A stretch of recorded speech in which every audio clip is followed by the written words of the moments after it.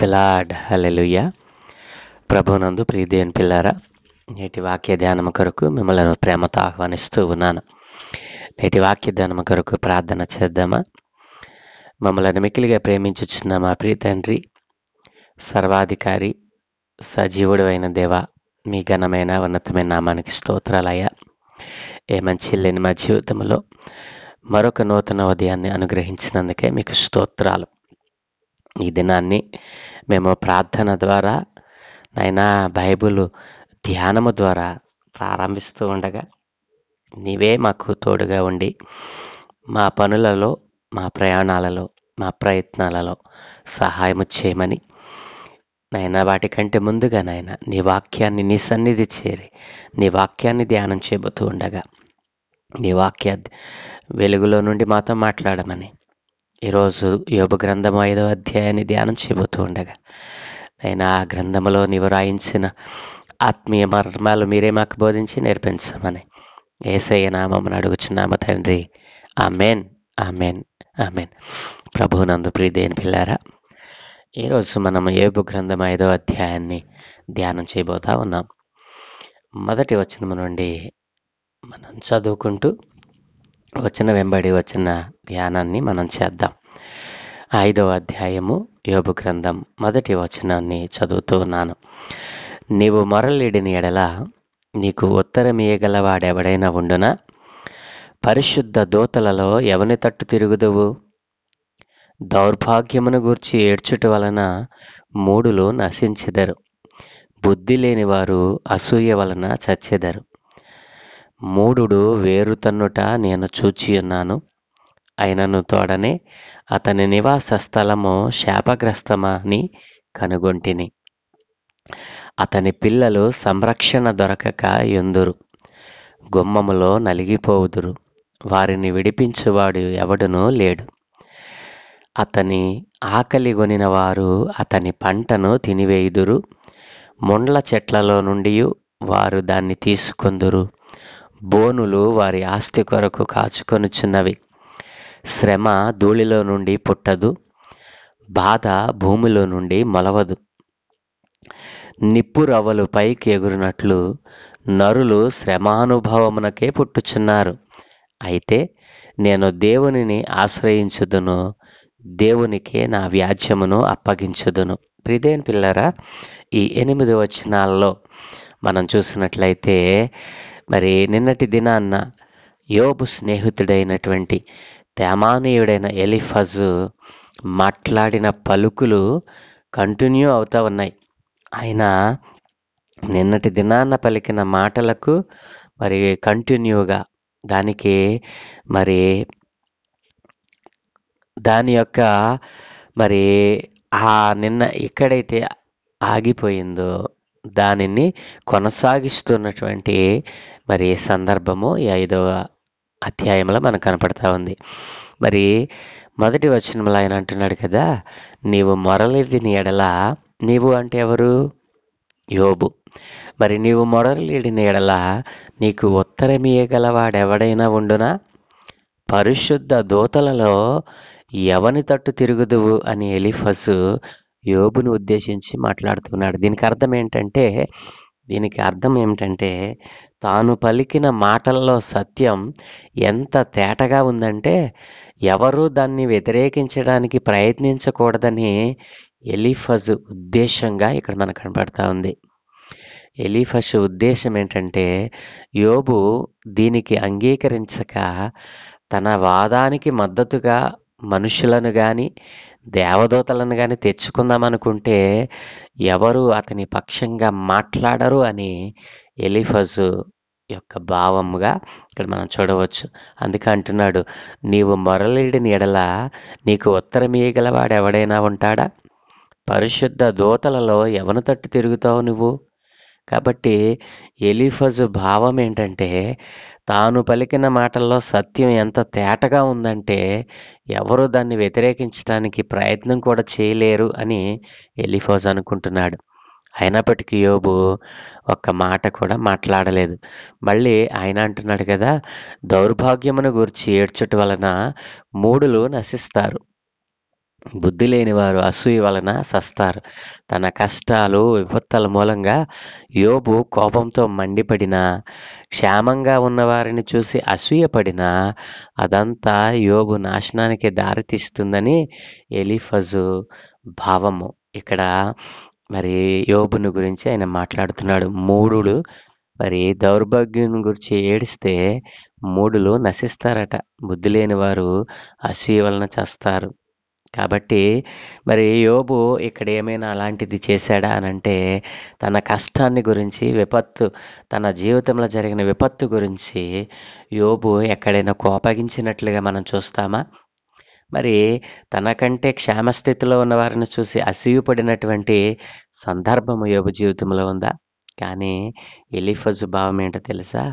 ఒకవేళ నీవు అలా చేస్తావేమో, నీ కష్టాలు, నీ విపత్తుల మూలంగా కోపంతో నువ్వు ఉంటావేమో, కోపంతో మండిపడతావేమో, క్షేమంగా ఉన్నవారిని చూసి అసూయపడతావేమో.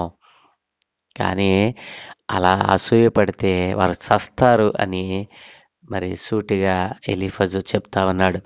మూఢుడు వేరు తన్నుట నేను చూచి ఉన్నాను, ఆయనను తోడనే అతని నివాస స్థలము శాపగ్రస్తమనుకొంటిని అనేటువంటి మాటల అర్థం ఏంటంటే, యోబు మీదకు వచ్చిన విపత్తులు లాంటి ఇబ్బందులనే ఎలీఫజు వర్ణిస్తున్నాడు. అంటే తాను చెప్పిన మూర్ఖుడి పరిస్థితే ప్రస్తుతం యోబు పరిస్థితి అని కూడా ఎలీఫజు భావంగా ఇక్కడ మనకు కనపడతా ఉంది. దేవుని పిల్లారా, మరి యోబు తనకంటే యోగ్యుడు అని ఎలీఫజుకు ఎంత మాత్రము కూడా అసలు తెలిసినట్లుగా ఈ మాటలో మనము తెలుసుకోవచ్చు. యోబు ఎంత యోగ్యుడో, ఎంత యథార్థవంతుడో ఎలీఫజుకు సరిగా అర్థమైనట్లు ఈ వచనంలో మనం చూడవచ్చు. ఇదంతా యోబు ఓపికగా వినడం మరి ఆశ్చర్యమే. ఎందుకంటే మరి దేవుని యందు భయభక్తులు కలిగిన వాడు ఎవరు చెప్పినా వింటాడు, మరి ఏమి చెప్పినా వింటాడు. కానీ దేవుని చిత్తం మాత్రమే చేస్తాడు. యోగ్యుడు ఆయన, వారందరికంటే యోగ్యుడు. యోబు మరి ఎలీఫజు కంటే యోగ్యుడు అని ఎలీఫజు గుర్తించకపోవడం ఆశ్చర్యము. ప్రిదేని పిల్ల 4వ వచనం, అతని పిల్లలు సంరక్షణ దొరకక ఎందురు, గుమ్మములో నలిగిపోవుదురు, వారిని విడిపించువాడు ఎవడనూ లేడు అని అంటున్నాడు. ఆకలి కొనిన వారు అతని పంటను తినివేస్తారు, ముండ్ల చెట్ల నుండి వారు దాన్ని తీసుకొందురు, బోనులు వారి ఆస్తి కొరకు కాచుకొనుచున్నవని మాట్లాడుతూ ఉన్నాడు. శ్రమ ధూళిలో నుండి పుట్టదు, బాధ భూమిలో నుండి మొలవదు. ఎలీఫజు భావం ఏంటంటే, విపత్తులు అనేవి ప్రకృతి సిద్ధమైనవి కావు, వాటంతటా అవి రావు. అవి ఒక ఆధ్యాత్మిక నియమం వల్ల తప్పనిసరిగా కలిగే ఫలితాలు. మనిషి జన్మ పాపం వల్ల, చేసే పాపకార్యాల వల్ల కష్టాలు కలుగుతాయి. దేవుడు పాపాన్ని, బాధలను కలిపి కట్టాడు. ఈ క్రమాన్ని ఎవరు తప్పించుకోలేరని మరి ఎలీఫజు యొక్క భావం. కాబట్టి 6వ వచనంలో అంటున్నాడు కదా, శ్రమ ధూళిలో నుండి పుట్టదు, బాధ భూమిలో నుండి మొలవదు అని యోబును ఉద్దేశించి మాట్లాడుతూ ఉన్నాడు. ప్రియదేవుని పిల్లారా, మరి ఈ విపత్తులు, ఈ కష్టాలు, ఈ నష్టాలు అనేటువంటివి ప్రకృతి సిద్ధమైనవి కావు, వాటంతటా కూడా అవి రావు. అవి ఒక ఆధ్యాత్మిక నియమాన్ని ఎవరైతే ఉల్లంఘిస్తారో వారి జీవితంలో వాటిని కలగటానికి దేవుడు అనుమతిస్తాడని ఇక్కడ ఎలీఫజు భావంగా మనకు కనపడతా ఉంది. 7వ వచనం, నిప్పు రవ్వలు పైకి ఎగురున్నట్లు నరులు శ్రమానుభవమునకే పుట్టుచున్నారు. నిప్పు రవ్వలు పైకి ఎగురున్నట్లుగా నరులు శ్రమానుభవమునకే పుట్టుచున్నారు. అయితే నేను దేవునిని ఆశ్రయించుదును, దేవునికి నా వ్యాజ్యమును అప్పగించుతాను. మరి నరులైతే శ్రమను అనుభవించడానికే పుడుతున్నారు, నేనైతే దేవుణ్ణి ఆశ్రయిస్తాను, దేవునికి నా వ్యాజ్యాన్ని అప్పగిస్తానని ఎలీఫజు మాటల్లో మనం ఇక్కడ చూడవచ్చు. కనుక యోబు పరిస్థితుల్లో ఉంటే ఏం చేసేవాడు చెప్తున్నాడు అంటే, యోబు అలా చేయడం లేదు అని నిరసన అన్నమాట.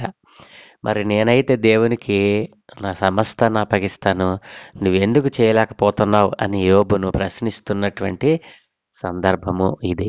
కాబట్టి 9వ వచనం నుండి ఆయన పరిశోధింపజాలని మహాకార్యములను లెక్కలేనన్ని అద్భుత క్రియలను చేయవాడు. దేవుని గురించి ఎలీఫజ్ మాట్లాడుతూ ఉన్నాడు. ఆయనంట పరిశోధింపజాలని మహాకార్యములను, మనుషుల పట్ల దేవుని వ్యవహారాలను ఎలీఫజు చిత్రిస్తూ ఉన్నాడు. తద్వారా యోబు దేవుని వైపు తిరిగి కరుణించమని ప్రార్థిస్తాడని ఎలీఫజు ఆశ.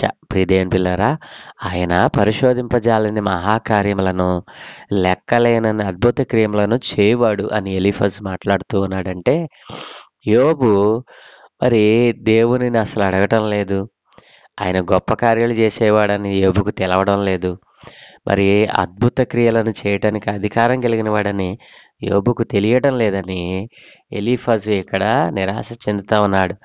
మనుషుల పట్ల దేవుని వ్యవహారాలను ఎలీఫజు ఇక్కడ చిత్రిస్తూ ఉన్నాడు. మరి యోబు దేవుని వైపు తిరిగి కరుణించమని ప్రార్థిస్తాడని ఎలీఫజు ఆశపడుతున్నాడు. ఇక్కడ దేవుని గురించి చాలా ఉన్నతమైన భావాలను వెలిబుచ్చుతున్నాడు. దేవుడు అద్భుతాలు చేసేవాడు కాబట్టి యోబు కోల్పోయిన ఆస్తిపాస్తులన్నిటినీ అద్భుతమైన రీతిలో తిరిగి సమకూర్చగలడు అని, తన సృష్టి పట్ల దయగలిగిన సర్వాధికారి అని, మనుష్యుల వ్యవహారాల్లో న్యాయం జరిగిస్తాడు అని, యుత్తుపరులైన దుర్మార్గులను శిక్షించి వారి చేత పీడింపబడే వారిని విడిపిస్తాడు అని మరి ఇక్కడ ఎలీఫజు యోబుకు ఉపన్యసిస్తూ ఉన్నాడు. మరి చెప్తా ఉన్నాడు. ప్రియదేవుని పిల్లారా, 10వ వచనం, ఆయన భూమి మీద వర్షము కురిపించేవాడు, పొలముల మీద నీళ్లు ప్రవహింపచేయవాడు. అట్లు ఆయన దీనులను ఉన్నత స్థలములలో ఉంచును, దుఃఖపడు వారిని క్షేమమునకు లేవనెత్తును. అవును కదా ప్రియ దేవుని పిల్లారా, ఆయన భూమి మీద వర్షం కురిపించేవాడు, పొలముల మీద నీళ్లు ప్రవహింపచేయవాడు. అట్లు ఆయన దీనులను ఉన్నత స్థలములలో ఉంచును, దుఃఖపడి వారిని క్షేమానికి లేవనెత్తును. వంచకులు తమ పన్నాగములను నెరవేర్చనేరకుండా ఆయన వారి ఉపాయములను భంగపరచును. జ్ఞానులను వారి కృత్రిమములోనే ఆయన పట్టుకొనును. కపటుల ఆలోచనను తలక్రిందులు చేయును. 14వ వచనం, పగటి వేళ వారికి అంధకారము తారసిల్లును, రాత్రి ఒకడు తడువులాడునట్లు మధ్యాహ్న కాలమున వారు తడువులాడుదురు. 15వ వచనం, బలాఢ్యుల నోటి ఖడ్గము నుండి వారి చేతిలో నుండి ఆయన దరిద్రులను రక్షించును. కావున బేదలకు నిరీక్షణ కలుగును, అక్రమము నోరు మూసుకొనును. దేవుడు గద్దించు మనుష్యుడు ధన్యుడు. కాబట్టి సర్వశక్తుడగు దేవుని శిక్షను తృణీకరింపకము అని ఇక్కడ యోబు గారిని గురించి పలికినటువంటి మాటలు. దేవుని యొక్క మరి బలమును గూర్చి, దేవుని యొక్క మరి ఖడ్గమును గూర్చి, ఆయన దరిద్రులను ఏ రీతిగా రక్షిస్తాడో తెలియచేస్తూ అంటూ ఉన్నాడు కదా. దేవుడు గద్దించు మనుష్యుడు ధన్యుడు. కాబట్టి సర్వశక్తుడగు దేవుని శిక్షను తృణీకరింపకు అని ఇక్కడ మరి ఒక సత్యాన్ని ఆయన తెలియచేస్తూ ఉన్నాడు. ఒక మనోహరమైన సత్యం. కానీ అప్పటి పరిస్థితుల్లో యోబుకు అవసరమైనటువంటి మరి మాట ఇది కాదు. ఎందుకంటే దేవుని శిక్షను యోబు తృణీకరించలేదు. అలా తృణీకరించిన వాడైతే మరి అట్లాగున ఆ బలహీనమైన స్థితిని పొందుకునేవాడు కానే కాదు. కాబట్టి దేవుడు గద్దించగా మరి దేవుడు గద్దిస్తే ఆ మనుష్యుడు ధన్యుడైపోతాడు. కాబట్టి దేవుడు గద్దించగా ఆయన లోబడ్డాడు, ధన్యుడిగా మారాడు.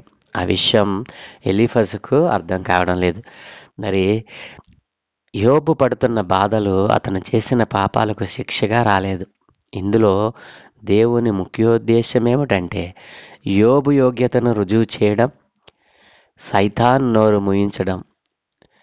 ప్రియదేవుని పిల్లారా, ఇక్కడ మనం ఒక సత్యాన్ని మనం గ్రహించాలి. ఏమిటంటే యోబు పడుతున్నటువంటి బాధలు అతను చేసిన పాపాలకు శిక్షగా రాలేదు అని, దేవుని ముఖ్యోద్దేశం ఏమిటంటే యోబు యోగ్యతను రుజువు చేయడం, సాతాను నోరు మూయించడం. ఇదే యోబు జీవితంలో దేవుడు నెరవేర్చాలనుకుంటున్నాడు. కానీ ఉపదేశం చేసేటువంటి ప్రసంగాలు ఉపదేశకుడు చేసే ప్రసంగాలు వినేవాళ్ళ పరిస్థితులకు వర్తించకుంటే అవి ఎంత మంచివైనా సరే ఏం లాభం? కాబట్టి ఇక్కడ ఎలీఫజు ప్రసంగం కూడా అలాగనే ఉంది. కాబట్టి యోబు యొక్క యోగ్యతను గుర్తించినటువంటి వాడిగా యోబు స్నేహితుడైన మరి ఎలీఫజు కనపడతా ఉన్నాడు. 18వ వచనం, ఆయన గాయపరిచి గాయమును కట్టును, ఆయన గాయము చేయును, ఆయన చేతులే స్వస్థపరచును. ఎంత శ్రేష్టమైన వచనాలు పలుకుతా ఉన్నాడో. ఆయన గాయపరిచి గాయమును కట్టును, ఆయన గాయము చేయును, ఆయన చేతులే స్వస్థపరచును. ఆయనే గాయపరుస్తాడట, ఆయనే గాయాన్ని కడతాడంట, ఆయనే గాయం చేస్తాడు, ఆయన చేతులతో ఆయనే మళ్ళా స్వస్థపరుస్తాడంట అండి. 6 బాధలలో నుండి ఆయన నిన్ను విడిపించును, 7 బాధలు కలిగిన నీకు ఏ కీడు తగలదు. ఇవి దేవుని వాగ్దానాలను ఎత్తిపట్టి ఎలీఫజు మాట్లాడుతూ ఉన్నాడు. ఎలీఫజు అంటూ ఉన్నాడు, యోబు కనుక దేవుని సంకల్పానికి లోబడి ఆయన పంపిన శిక్షను ఓపికతో భరించినట్లయితే దేవుడు అతన్ని కష్టాల నుండి తప్పిస్తాడు, అతని ఆస్తిని తిరిగి సమకూరుస్తాడు, అతను పోగొట్టుకున్న సంతతికి బదులుగా మరింత మంది పిల్లలను ఇస్తాడు, అతనికి తిరిగి ఆరోగ్యాన్ని చేకూరుస్తాడు అని తన ఉద్దేశాన్ని ఇక్కడ తెలియపరుస్తూ ఉన్నాడు. కానీ యోబు దేవుని సంకల్పానికి లోబడ్డాడా లేదా అండి? ఆయన శిక్షను భరిస్తూ ఉన్నాడా లేదా? భరిస్తూ ఉన్నాడు. దేవుని సంకల్పానికి లోబడి ఆయన ఆ శిక్షను భరిస్తూ ఉన్నాడు. కాబట్టి దేవుని వాగ్దానం ఏం చెప్తా ఉంది? ఆయనే గాయపరిచి గాయమును కట్టును, ఆయన గాయము చేయును, ఆయన చేతులే స్వస్థపరచును. 6 బాధల్లో నుండి ఆయన నిన్ను విడిపిస్తాడు.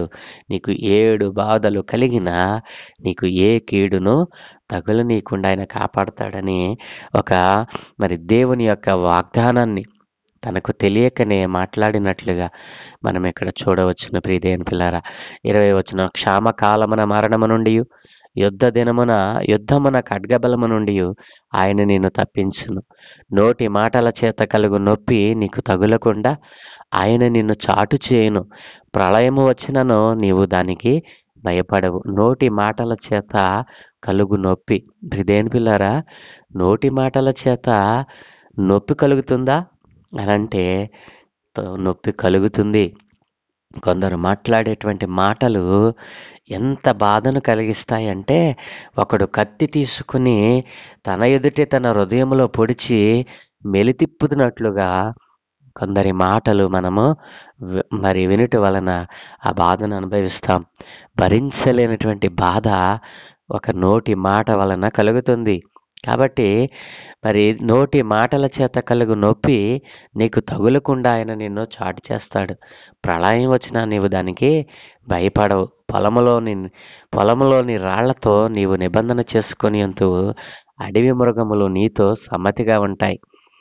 ఎప్పుడు ఆయన యొక్క సంకల్పానికి లోబడి ఆయన శిక్షను ఓపికతో భరించినప్పుడు ఇవన్నీ కూడా నీకు సంప్రాప్తి చెందుతాయని ఎలీఫజు చెప్తా ఉన్నాడు.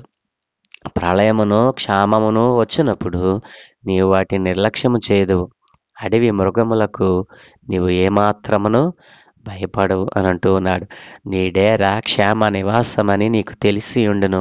నీ ఇంటి వస్తువులను నీవు లెక్క చూడగా ఏదియూ పోయి ఉండదు. మరియు నీ సంతానము విస్తారమగుననియు నీ కుటుంబీకులు భూమి మీద పచ్చిక వలె విస్తరించుదుననియు నీకు తెలియను.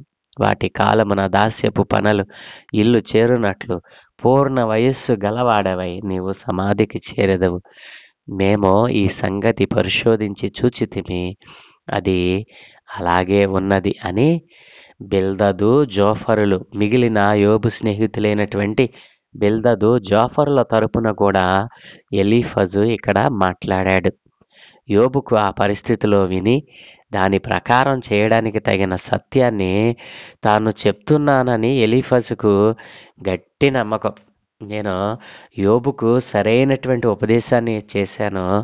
మరి పైన చెప్పినట్లుగా దేవుని యొక్క శిక్షను, దేవుని సంకల్పానికి లోబడి ఆయన శిక్షను ఓపికతో భరిస్తే యోబు జీవితంలో నుండి మరి ఇప్పటి వరకు చెప్పినటువంటి ఈ యొక్క దేవుని వాగ్దానాలన్నీ కూడా మరి నెరవేరుతాయని నేను వీటన్నిటిని యోబుకు వివరించగలిగానని ఆయన గట్టిగా నమ్ముతా ఉన్నాడు.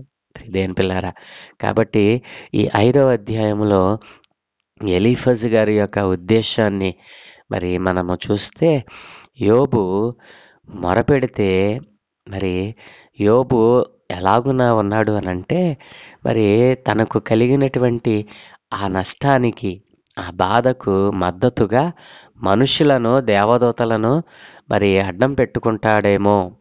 అలా అడ్డం పెట్టుకుంటే అట్లా నీ పక్షాన మాట్లాడటానికి వారు కూడా రారు అని తన భావాన్ని తెలియజేస్తూ ఉన్నాడు. కష్టాలు, విపత్తులు మరి కలిగాయని యోబు కోపంతో మండిపడి క్షేమంగా ఉన్న వారిని చూసి అసూయ పడతాడేమోనని ఎలీఫజు భావం. యోబు నాశనానికి కారణము మరి ఆయనలో ఉన్న కోపం, మరి క్షేమంగా ఉన్నవారిని చూసి అసూయపడి తత్వం అని ఎలీఫజు నమ్ముతూ ఉన్నాడు. కాబట్టి దేవుని యొక్క వాగ్దానాలను ఎత్తి మరి నేను యోబును గద్దించాను అనుకుంటున్నాడు. యోబుకు ఉపశమనాన్ని కలిగించాను అనుకుంటున్నాడు.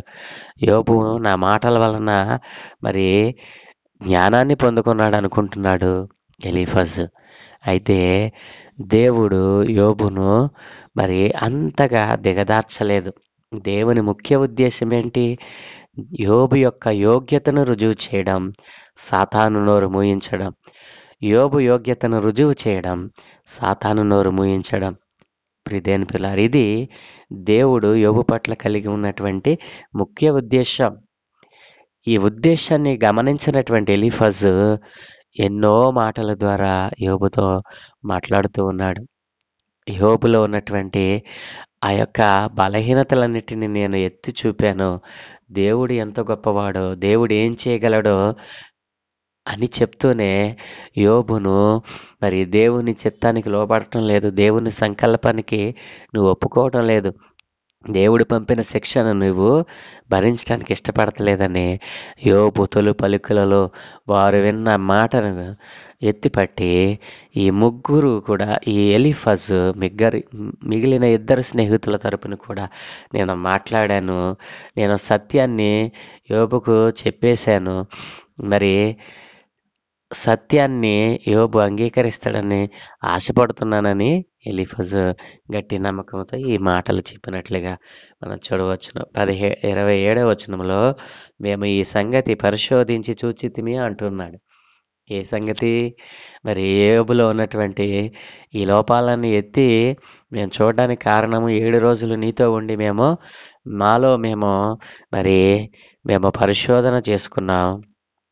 ఈ మాట ఆలకించి నీ మేలు కొరకు తెలుసుకొనుము. మేము ఈ సంగతి పరిశోధించి చూచితిమి, అది అలాగే ఉన్నది అని మరి ఈ మాట ఆలకించి మేలు కొరకు తెలుసుకొనుము అని వారు చెప్తున్నటువంటి మాట. కాబట్టి ప్రియదేని పిల్లారా, ఎలీఫజు ఉద్దేశము వేరు, దేవుని యొక్క ఉద్దేశము యోబు పట్ల వేరు. కాబట్టి నీ పట్ల దేవుడు ఒక పరిపూర్ణమైన, ఈ రోజున యోబు పట్ల దేవుడు ఒక ముఖ్య ఉద్దేశాన్ని ఎలా కలిగి ఉన్నాడో, నీ పట్ల నా పట్ల కూడా దేవుడు అదే ఉద్దేశాన్ని కలిగి ఉన్నాడు. మనం ఎవరమైనా సరే, మనము దేవుని యొక్క ఉద్దేశంలో, దేవుని ఉద్దేశాన్ని నెరవేర్చేవారుగా, మరి దేవునిలో మన యోగ్యతను రుజువుపరుచుకునేవారిగా, తద్వారా సాతాను నోరు మూయించేవారిగా మనం ఈ లోకంలో జీవించాలని దేవుడు ఆశపడతా ఉన్నాడు. ఆ రీతిగా మన కుటుంబాలను, మిమ్ములను దేవుడు దీవించునుగాక. ఆ రీతిగా ప్రభు కొరకు నిలబడేటువంటి యోగ్యత కలిగిన వారై జీవించటానికి మీరు పురుకొల్పబడుదురుగాక. ఆమేన్. ప్రార్థన. సకల ఆశీర్వాదముల కారణభూతులైన తండ్రి, మా మంచి దేవా, మీ ఘనమైన ఉన్నతమైన నామానికి స్తోత్రాలయ్యా. ఇదిగో తండ్రి, ఎలీఫజు ఉద్దేశము వేరు నాయన, నీ ఉద్దేశము వేరు అయ్యా. నీ యొక్క ముఖ్య ఉద్దేశము యోబు పట్ల ఏమై ఉందంటే, యోబు యోగ్యతను రుజువుపరచడం, సాతాను నోరు మూయించడం ముఖ్య ఉద్దేశముగా ఉంటే, ఎలీఫజు మరి మానవ జీవితంలో మరి సాధారణమైనటువంటి అంశాలను మరి సాధారణమైనటువంటి బలహీనతలను ఎత్తి మరి దేవుని యొక్క గుణలక్షణాలను వివరిస్తూనే దేవునికి నువ్వు లోబడి ఉంటే నీకు ఈ శ్రమ ఎందుకు వస్తుంది? నీవు దేవుని సంకల్పానికి నీవు లోబడి ఉంటే ఆయన శిక్షను భరించినట్లయితే నిన్ను గొప్ప స్థితులను తీసుకెళ్ళగలడు. కానీ నీవు అలాగున చేయలేదు కాబట్టి ఇంత విపత్కరమైన పరిస్థితి వచ్చిందని తండ్రి తన స్నేహితుని గురించి మరి ఏ యోగ్యుడైనటువంటి తన స్నేహితుని గురించి ఎలీఫాజు అజ్ఞానపు మాటలు పలుకుతూ ఉన్నాడు నాయన.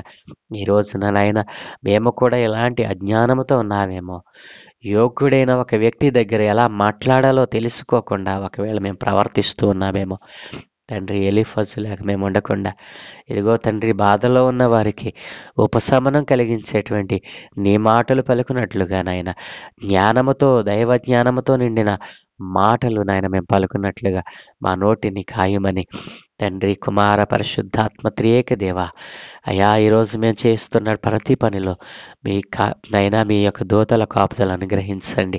మేము చేసే ప్రతి ప్రయత్నంలో నైనా మీ కాపుదల మీ భద్రత అనుగ్రహించండి.